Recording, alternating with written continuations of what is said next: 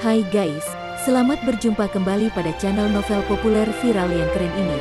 Saat ini admin akan menghadirkan sebuah novel yang viral dengan alur cerita yang sangat menarik dan seru, yang berjudul Kaisar Agung Seni Bela Diri. Sebelum mengikuti keseruan ceritanya, mohon bantuan kalian untuk subscribe, like, dan share video yang ada di channel ini. Selamat menikmati.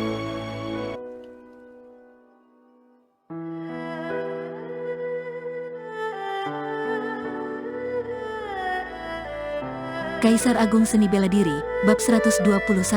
Setelah kompetisi untuk memperebutkan posisi berakhir, daftar 10 peserta final telah ditentukan. Pembukaan alam rahasia misteri akan dimulai kembali setahun kemudian. Itu artinya 10 peserta final termasuk Luo Xiu, masih memiliki waktu setahun untuk meningkatkan kekuatan mereka. Mengenai token Tanah Langit, tidak perlu khawatir ada yang berani merebutnya. Jikapun ada, mereka akan memprovokasi keluarga kerajaan Fan. Katakan bahwa ada yang berani memasuki alam rahasia misteri, mereka akan langsung dibunuh oleh keluarga kerajaan yang kuat. Menurut maksud Kepala Shen Yuanan, setelah Luo Xiu kembali, dia akan berkultivasi di Serikat Kabupaten Laut Gemuruh. Dia berusaha untuk meningkatkan kekuatan basis kultivasinya sebelum pembukaan alam rahasia misteri. Tepat setelah kompetisi berakhir, orang-orang berdatangan ke Serikat Berburu dengan tujuan mewakili pasukan di baliknya untuk merekrut Luo Xiu. Di negara bagian Tanah Langit, total ada 10 keluarga terhebat dan pasukan 6 sekte besar yang terkuat. Sebagai keluarga kerajaan, keluarga Fan pada dasarnya adalah kepala dari 10 keluarga terhebat dengan status yang paling tinggi. Ketika Pangeran Gerard datang menemui Luo Xiu, dia tidak mengungkit apapun tentang pil salju semi, melainkan tentang syarat perekrutan yang sangat strategis. Luo Xiu tidak menyetujuinya, namun juga tidak menolaknya. Luo Xiu hanya mengatakan bahwa dia akan mempertimbangkan untuk bergabung dengan pasukan setelah keluar dari alam rahasia misteri setahun kemudian. Pada saat yang sama, Luo Xiu mendapat kabar bahwa anggota Lando telah meninggalkan Kabupaten Hijau dan Yan Shiruo tidak datang untuk menemui Luo Xiu. Kabar ini membuat wajah Luo Xiu seketika tampak suram. Sebab, pedang perang level menengah peringkat bumi yang dia pinjamkan kepada Yan Shiruo juga dibawa pergi oleh anggota Lando. Awalnya, Luo Xiu tidak akan curiga jika Yan Shiruo tidak ingin mengembalikan pedangnya. Namun, Luo Xiu jelas tahu bahwa anggota Lando yang mengetahui level pedang dan menjadi serakah sehingga mereka langsung pergi begitu saja. Seperti yang diketahui, meskipun Luo Xiu adalah anggota berbakat dari Serikat Berburu, dia tidak memiliki latar belakang militer. Sebelum kekuatannya berkembang, hanya segelintir orang yang benar-benar takut padanya. Luo Xiu tidak langsung menuntut masalah pedang perang. Meskipun dia bisa meminta bantuan Kepala Shen Yuanan, pedang perang level menengah peringkat bumi pasti cukup untuk membuat anggota Lando tertunduk. Sebegitu baguskah pedangku? Luo Xiu mengesampingkan masalah ini untuk sementara. Jika ada kesempatan, dia akan membuat Lando menyerahkan pedangnya. Sebelum berpisah, Pangeran Gerard meninggalkan surat rekomendasi untuk Luo Xiu. Dengan surat rekomendasi ini, Luo Xiu bisa pergi ke ibu kota negara bagian Tanah Langit dan memasuki Akademi Kerajaan untuk berkultivasi.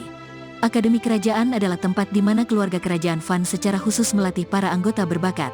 Selain itu, Akademi Kerajaan memiliki berbagai syarat kultivasi terbaik yang jauh melebihi sekte-sekte besar.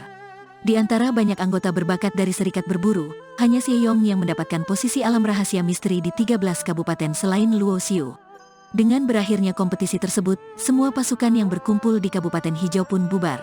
Luo Xiu yang juga di bawah pimpinan Kepala Shen Yuanan, menggunakan formasi transmisi dan kembali ke Kabupaten Laut Gemuruh. Setelah kembali, Lin Jiajia langsung kembali ke pavilion berkembang selamanya untuk berkultivasi secara tertutup. Kompetisi kali ini memungkinkannya untuk melihat banyak anggota berbakat hingga membuatnya paham akan peribahasa di atas langit masih ada langit. Lin Jiajia adalah cucu dari seorang tetua pavilion berkembang selamanya. Dengan bakatnya, dia bisa mendapatkan pelatihan kultivasi yang terbaik dari pavilion itu. Di sisi lain, Luo Xiu juga memiliki rencana untuk pelatihannya tahun ini. Luo Xiu meninggalkan 50.000 batu vitalitas untuk Lu Mengyao agar dia bisa berkultivasi dengan tenang di Serikat Berburu yang berada di Kabupaten Laut Gemuruh. Dengan jabatan Kepala Shen Yuanan di kabupaten tersebut, Gerbang Guntur jelas tidak akan berani menyentuh Lu Mengyao. Adapun Tuan Muda dari Sekte Gunung Surga dan sejauh pengetahuan Luo Xiu, dia juga telah mendapatkan posisi di Provinsi Bukit Salju. Selama periode ini, Tuan Muda tersebut pasti telah membuat persiapan yang cukup matang untuk alam rahasia misteri sehingga dia tidak bertindak untuk saat ini. Adapun yang harus dilakukan Luo Xiu adalah meningkatkan kekuatannya secepat mungkin. Hanya kekuatan inti saja. Menurut peta rahasia, pintu masuk ke alam rahasia iblis terletak di wilayah prefektur pedang kuno. Pada hari kedua setelah kembali ke Kabupaten Laut Gemuruh, Luo Xiu mengeluarkan slip giok dengan peta rahasia yang tertera dari cincin penyimpanannya. Dia menggunakan indera spiritualnya untuk menyelidiki lokasi pintu masuk ke alam rahasia pada peta itu. Awalnya, ketika berpisah dengan Yan Yueyu, giok iblis 2 bulan dan peta rahasia diserahkan kepada Luo Xiu.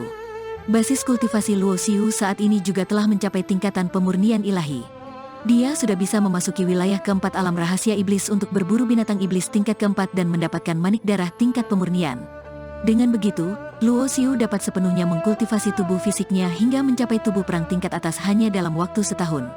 Begitu fisik Luo Xiu mencapai tubuh perang tingkat atas, senjata perang tingkat manusia tertinggi pasti sulit untuk melukainya. Bahkan, pedang perang peringkat bumi pasti bisa mengimbanginya. Luo Xiu tidak asing dengan prefektur pedang kuno karena provinsi ini merupakan lingkup pasukan keluarga Yan, yang termasuk salah satu dari 10 keluarga terhebat. Selain jutaan meter wilayah yang berpusat di ibu kota, wilayah negara bagian tanah langit dibagi berdasarkan provinsi dan kabupaten. Sebuah provinsi lebih besar berkali lipat dari sebuah kabupaten. Selain itu, energi vitalitas bumi surga lebih kuat dan kaya akan sumber daya. Di negara bagian tanah langit, jutaan meter wilayah yang berpusat di ibu kota adalah wilayah dengan energi vitalitas bumi surga terkuat dan memiliki sumber daya yang paling melimpah. Alasan inilah negara bagian tanah langit bisa mendirikan ibu kota. Semakin melimpah dan kuat energi vitalitas bumi surga, semakin mudah untuk menghasilkan berbagai jenis kekayaan alam serta berbagai budidaya. Jika jumlah energi vitalitas bumi surga berkaitan dengan energi vitalitas nadi bumi, maka dinamakan sebagai nadi naga. Tempat berkumpulnya nadi naga juga dikenal sebagai tempat berkumpulnya keberuntungan dunia. Baik itu sekte ataupun keluarga ahli bela diri dengan sejarah yang panjang, semuanya diciptakan di tempat berkumpulnya nadi naga. Konon, ibu kota negara bagian tanah langit merupakan tempat berkumpulnya lebih dari 100 nadi naga. Keluarga Yan dari prefektur pedang kuno juga memiliki 30 nadi naga, sehingga terciptalah keluarga ahli bela diri yang diwariskan selama ribuan tahun. Bahkan ada rumor jika siapapun dengan basis kultivasi bela diri yang sudah mencapai tingkat tertentu, mereka dapat mengeluarkan nadi naga dari bumi, mengubah dunia dan menaklukkan alam. Inilah kekuatan spiritual yang sebenarnya. Nadi naga tersembunyi puluhan ribu meter di dalam bumi, pasukan tingkatan penguasa jelas tidak mustahil mengeluarkannya. Ketika Luo Xiu meninggalkan serikat pemburu dengan cara bertransformasi, tidak ada yang mengetahuinya kecuali Shen Yuanan, sang raja bela diri. Meskipun berbagai pasukan lawan akan mengutus orang untuk mengawasi pergerakan serikat cabang Kabupaten Laut Gemuruh, mustahil bagi raja bela diri untuk melakukannya secara pribadi. Adapun tingkatan pemurnian ilahi di bawah pimpinan raja bela diri, indera spiritualnya tetap tidak bisa melihat tampang Luo Xiu.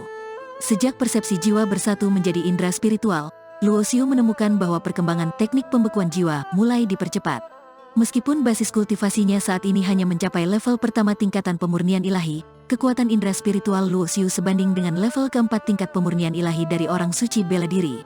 Prefektur pedang kuno terletak di bagian selatan negara bagian tanah langit. Sejak Kabupaten Laut Gemuruh bergerak ke arah prefektur pedang kuno, kabupaten tersebut harus melewati 2 kabupaten besar, yaitu Kabupaten Naga Awan dan Kabupaten Lima Puncak. Tepat saat musim panas ditambah teriknya matahari, para pejalan kaki berkeringat deras dan terus menyeka keringat. Seorang pemuda berjubah hitam melangkah maju. Di tengah cuaca yang begitu panas, dia tetap terlihat sangat santai. Ketika pemuda itu lewat, para pejalan kaki tertegun melihatnya. Sebab, orang yang tidak terpengaruh sama sekali oleh cuaca panas menyengat ini, pastilah seorang ahli bela diri yang hebat. Bagi orang awam, kultivator seni bela diri lautan energi sudah termasuk dalam jajaran ahli bela diri. Pemuda berjubah hitam ini ternyata adalah Luo Xiu. Luo Xiu membawa pedang di punggungnya, yang juga merupakan pedang level menengah peringkat bumi. Saat Luo Xiu memperoleh 3 pedang perang level menengah peringkat bumi dari harta karun Raja Bela Diri Bu Chen, dia masih memiliki pedang di cincin penyimpanan selain yang sedang dibawanya sekarang dan yang dibawa pergi oleh Lando. 6 kali lipat gravitasi sudah tidak berpengaruh lagi padaku. Sembari berjalan, langkah Luo Xiu tiba-tiba terhenti dan dia mengkerutkan keningnya. Luo Xiu membawa 2 manset perunggu yang tampak sedikit kontras dengan jubah hitamnya. Kedua manset perunggu ini adalah barang berharga yang hanya bisa disempurnakan oleh penyihir formasi tingkat kelima, yang disebut manset gravitasi. Satu manset gravitasi memiliki pola formasi dan aksara yang dapat menarik kekuatan bumi dan membentuk medan gravitasi, sehingga kultivator seni bela diri dapat melatih diri. Satu manset gravitasi dapat menciptakan 3 kali lipat medan gravitasi dalam jarak 1 meter. Jika Luo Xiu memakai 2 manset, maka beban gravitasinya menjadi 6 kali lipat. Awalnya, ketika Luo Xiu merasa kesulitan untuk berjalan ketika membawa manset gravitasi.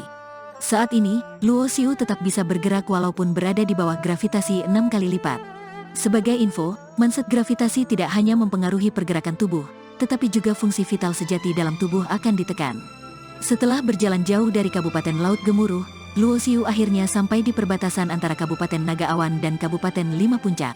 Total waktu yang dibutuhkan hampir setengah bulan lebih. Selama periode lebih dari setengah bulan inilah Luo Xiu terbiasa dengan beban gravitasi 6 kali lipat. Di bawah gravitasi 6 kali lipat, Luo Xiu bisa mengeluarkan kekuatan yang sama seperti dulu. Jika beban gravitasi 6 kali lipat itu dihilangkan, kekuatannya pasti jauh lebih kuat. Jika bukan karena pemakaian manset gravitasi untuk melatih dirinya, Luo Xiu hanya perlu waktu kurang dari 10 hari untuk menyelesaikan perjalanan ini. 3 kali lipat lagi, Luo Xiu mengeluarkan manset perunggu lain dari cincin penyimpanan dan memasangnya di atas manset kanannya. Begitu 3 manset gravitasi ditumpuk berdampingan, beban gravitasi yang harus ditanggungnya meningkat hingga hampir 10 kali lipat hanya dalam sekejap.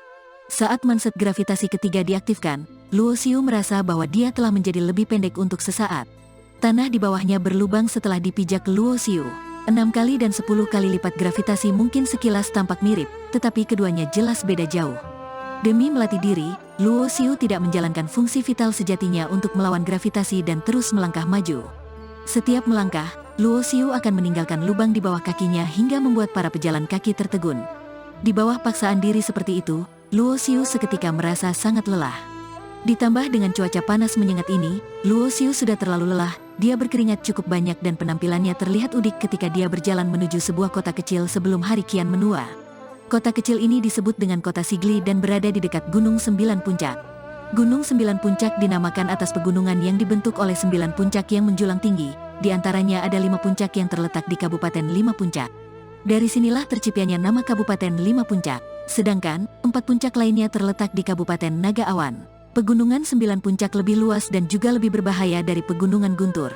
Lantaran kota Sigli terletak di Pegunungan 9 Puncak, maka secara otomatis kota itu menjadi tempat berkumpulnya para pemburu. Di berbagai restoran, pasti selalu ada bahasan tidak bermoral yang keluar dari mulut para pemburu. Misalnya, di tempat mana yang ada cewek cantik dengan tubuh aduhai? Restoran mana yang punya bir terkuat? Binatang iblis macam apa yang kamu temui di Gunung 9 Puncak? Adakah pengalaman aneh di sana? Di negara bagian tanah langit, para pemburu adalah kelompok terbesar di antara kultivator seni bela diri. Lantaran siksaan dengan hampir 10 kali lipat gravitasi, keadaan Luo Xiu saat ini benar-benar kacau balau. Maka itu, sesampainya di kota Sigli, para pejalan kaki langsung terheran melihatnya. Langkah kaki Luo Xiu melambat seolah setiap langkah yang diambilnya menguras begitu banyak tenaga. Luo Xiu tidak menghiraukan lagi tatapan heran orang-orang di sekitarnya. Dia hanya berjalan perlahan di sepanjang jalan dan berencana mencari tempat penginapan untuk beristirahat sebelum langit gelap. Kota Sigli tidaklah besar, tetapi karena banyak pemburu dan kultivator seni bela diri yang mencari nafkah di Pegunungan 9 Puncak, penginapan di kota ini menjadi sangat ramai. Penginapan biasa sudah tidak ada lagi kamar kosong yang tersedia, tetapi penginapan Maxim yang terbesar di kota itu masih memiliki banyak kamar kosong. Biaya akomodasi sebesar 10 batu vitalitas sehari sudah cukup untuk menakuti sebagian besar kultivator seni bea Giri Lautan Energi. Namun, alasan mengapa penginapan Maxim mengenakan biaya selangit adalah di sekitar penginapan ini terdapat formasi pengumpulan energi level ketiga. Efek formasi tetap yang dirancang oleh penyihir formasi jauh lebih efektif daripada menggunakan cakram formasi pengumpulan energi.